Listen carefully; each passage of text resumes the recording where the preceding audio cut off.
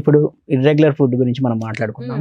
దానివల్ల మనకి వెయిట్ బాగా గెయిన్ అవుతుంది. నెక్స్ట్ డైజెషన్ ప్రాబ్లం కూడా బాగా ఎక్కువ అవుతుంది. ఇప్పుడు డైజెషన్ ప్రాబ్లం తగ్గాలి అంటే మనం మీరు చెప్పినట్టు కొన్ని ఫుడ్ ఐటమ్స్ డైట్ అనేది కంపల్సరీ మెయింటైన్ చేయాలి. దానికి వాళ్ళు ఎలాంటి యోగా చేయాల్సి వస్తుంది? ఆసనాస్. యాక్చువల్లీ ఫస్ట్ నేను మీకు డైజెషన్ అంటే ఏంటో చెప్తాను. చాలా మంది డైజెషన్ అంటే నాకు ఏం ప్రాబ్లం లేదు అనుకుంటారు. బట్ మన కోవిడ్లో చాలా మంది ఇమ్యూనిటీ ఇంప్రూవ్ అవ్వాలి అని అనుకున్నారు కదా, ఇమ్యూన్ సిస్టమ్ ఇంప్రూవ్ అవ్వాలి అని ఫోకస్ చేశారు. చాలా మంది లో ఇమ్యూనిటీ ఉన్న వాళ్ళు చాలా మంది చనిపోయారు. సో మనం ఇమ్యూనిటీ ఇంప్రూవ్ చేయాలంటే అది మన డైజెషన్ మీదే 70% డిపెండ్ అయి ఉంటుంది. మనకు ఒక స్ట్రాంగ్ డైజెస్టివ్ సిస్టమ్ ఉందంటే స్ట్రాంగ్ ఇమ్యూనిటీ కూడా మనం బిల్డ్ చేసుకోగలం. సో దాని గురించి ఫస్ట్ డైజెషన్ అంటే మనం టైంకి తినాలి. ఫస్ట్ నేను చెప్పినట్టు టైంకి తినడం అండ్ హౌ టు ఈట్, కింద కూర్చొని దాన్ని ప్రాపర్గా మనం ఫుడ్ని చూ చేసి తినడం. సో ఈ 2 టిప్స్ అయితే మెయిన్ థింగ్ డైజెషన్ ఇంప్రూవ్ అవ్వడానికి. సో యోగాలో కొన్ని ఆసనాస్ దాన్ని మన డైజెషన్ని ఇంప్రూవ్ చేస్తుంది. చాలా మందికి కాన్స్టిపేషన్ ప్రాబ్లం అంటారు. సో మోషన్ ప్రాపర్గా రాకపోవడం అండ్ ఎక్కువ మోషన్స్ అవ్వడం కూడా, ఏదైనా ఫుడ్ తినేటప్పుడు నాకు సెట్ అవ్వలేదు అని. కొందరికి మిల్క్ కూడా డైజెస్ట్ అవ్వదు. సో ఈ ప్రాబ్లమ్స్ అన్నీ కూడా డైజెషన్, మనకి వీక్ గట్ ఉండేటప్పుడు స్టమక్, సో వీక్ గట్ ఉండేటప్పుడు ఈ ప్రాబ్లమ్స్ అన్నీ వస్తాయి. సో యోగాలో మనం చేసేవి నేను మీకు 3 ఆసనాస్ ఇప్పుడు చూపిస్తాను. వజ్రాసన్, బాలాసన్ అండ్ మలాసన్. సో మనం వజ్రాసన్ ముందుగా పర్ఫామ్ చేద్దాం. సో వజ్రాసన్ ఇది ఒక ఆసన మాత్రమే. ఈ ఒక ఆసన మాత్రమే మనం ఫుడ్ తినే ముందు, అంటే ఫుడ్ తిన్న తర్వాత, అంటే మీరు లంచ్ చేసిన తర్వాత అండ్ డిన్నర్ చేసిన తర్వాత ఇన్స్టెంట్గా మీరు పర్ఫామ్ చేయవచ్చు. ఈ ఆసన మీరు 15 minutes పర్ఫామ్ చేయాలి after lunch and dinner.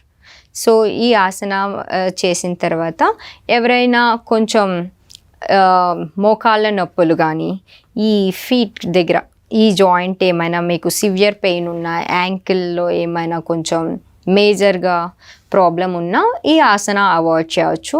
Normal చిన్న చిన్న పెయిన్స్ ఉంటే మీరు పర్ఫామ్ చేసుకోవచ్చు. మీకు స్టార్టింగ్ మీరు 15 minutes కూర్చోలేకపోతే ఈ ఆసనాలో ఒక 5 minutes 3 minutes అయినా పర్ఫామ్ చేయొచ్చు. సో ఈ ఆసన నేను స్టార్ట్ చేస్తున్నా. ఈ యాంకిల్ మీద మీ థైస్ అడ్జస్ట్ చేసుకొని స్పైన్ స్ట్రైట్గా పెట్టాలి. ఇక్కడ చెస్ట్ డౌన్ కాకుండా స్లోగా షోల్డర్స్ బ్యాక్ అండ్ డౌన్, ఇలా లుక్ స్ట్రైట్. పామ్స్ ఎప్పుడు కూడా సెంటర్లో ఉండాలి. ఇలా వజ్రాసన. వజ్రాసన మీకు స్టమక్లో ఉండే ఏదైనా బెల్లీ ఫ్యాట్ కానీ మొత్తం కూడా క్యూర్ అవుతుంది. మీ డైజెషన్ని ఇంప్రూవ్ చేస్తుంది. సో డైలీ 15 minutes మీరు కావాలంటే close your eyes, breathe in and breathe out నార్మల్గా. Put a gentle smile and relax your self.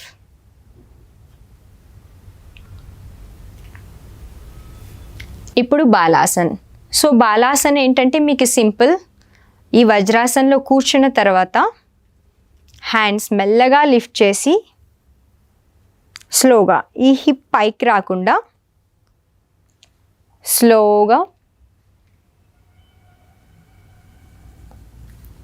Me forehead కింద టచ్ చేయాలి.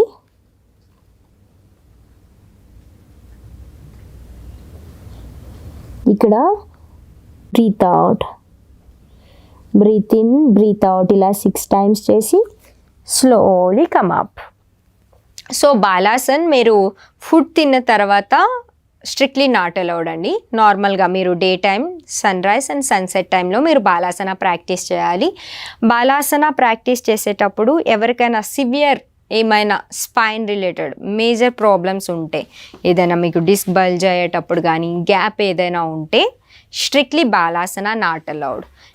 సో మీకు ఏమైనా సివియర్ షోల్డర్ రిలేటెడ్ ఇష్యూస్ ఏమైనా ఉన్నా కూడా ఆ టైంలో మాత్రమే దీన్ని అవాయిడ్ చేయాలి. ముందు చెప్పినట్టే ఈ మోకాళ్ళ నొప్పులు కానీ ఈ ఫీట్ రిలేటెడ్ ఏమైనా సివియర్గా ఏమైనా మీకు జాయింట్ పెయిన్స్ ఉంటే ఈ బాలాసన కూడా అవాయిడ్ చేయాలి. కాకపోతే బాలాసన అండ్ వజ్రాసన మీకు డైజెషన్కి చాలా ఇంప్రూవ్ చేస్తుంది and very good for back pain.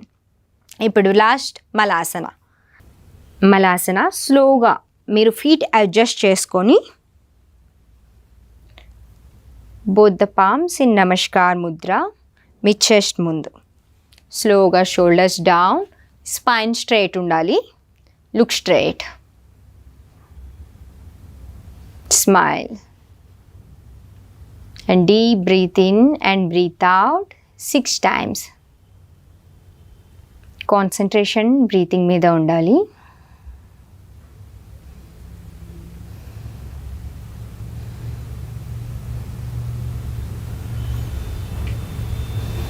Six times breathe in and breathe out.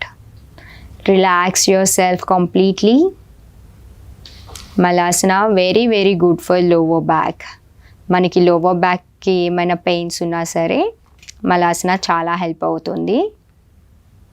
Especially మనకి డెలివరీ టైంలో ప్రెగ్నెంట్ ఉమెన్ వాళ్ళకి మలాసన చేపిస్తాం నార్మల్ డెలివరీ కోసం. Relax your self.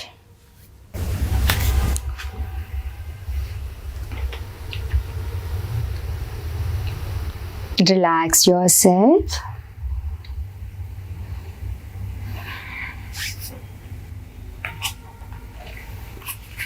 ఇది ఈ 3 ఆసనాస్ మనం రెగ్యులర్ ప్రాక్టీస్ చేయడం వల్ల మనకి డైజెషన్ ప్రాబ్లం తగ్గుతుంది. అండ్ ప్రాణ్ ముద్ర చాలా ఈజీ. మనం అంటే కింద కూర్చొని ఏం చేయాలని లేదు. కొందరికి ఇది మోకాళ్ళు ఏమైనా ప్రాబ్లమ్స్ ఉన్నా సరే వాళ్ళు చైర్ మీద ఉండి కూడా ప్రాక్టీస్ చేసుకోవచ్చు. ప్రాణ్ ముద్ర అందరూ ప్రాక్టీస్ చేయొచ్చు. ప్రెగ్నెన్సీ వాళ్ళు కూడా ఇది ప్రాక్టీస్ చేయొచ్చు ప్రాణ్ ముద్ర. సో ఈ ప్రాణ్ ముద్ర మనం morning and evening okay sunrise and sunset టైంలో మనం ప్రాక్టీస్ చేసుకోవాలి. సో ఈ ప్రాణ్ ముద్రని డైలీ ఒక 15 minutes మనం ప్రాక్టీస్ చేసుకుంటే మన డైజెషన్ ఇంప్రూవ్ అవుతుంది. సో ఫర్ ఎగ్జాంపుల్ ఎవరికైనా మోకాళ్ళలో నొప్పులు ఉన్నాయి, సో ఫీట్ కానీ ఏమైనా ఇంజ్యూర్ అయింది, ఏదైనా యాక్సిడెంట్ అయ్యేటప్పుడు ఇవేమైనా సర్జరీస్ అయ్యేటప్పుడు మనం వజ్రాసన్ అండ్ బాలాసన్ అవాయిడ్ చేయాలి. సో అటువంటప్పుడు మనం డైజెషన్ ఎలా ఇంప్రూవ్ చేయాలి అంటే with the help of PRAN Mudra మనం సింపుల్గా మీరు కింద కూర్చోలేరు అని అంటే మీరు చైర్లో కూర్చొని కూడా మనం ప్రాక్టీస్ చేయొచ్చు. ఇది సింపుల్గా మన స్పైన్ స్ట్రైట్ ఉండాలి. మీ యొక్క ఫింగర్స్ ఇది మీ thumb, ring finger and little finger దీంతో ఇలా జాయింట్ చేయాలి.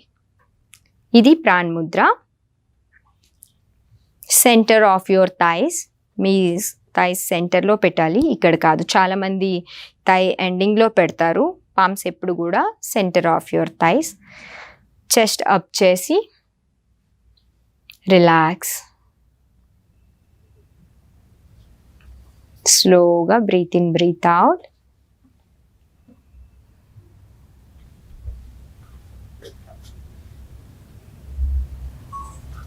అంతే అండి, సింపుల్. 15 minutes మనం ప్రాణ్ ముద్ర చేయాలి.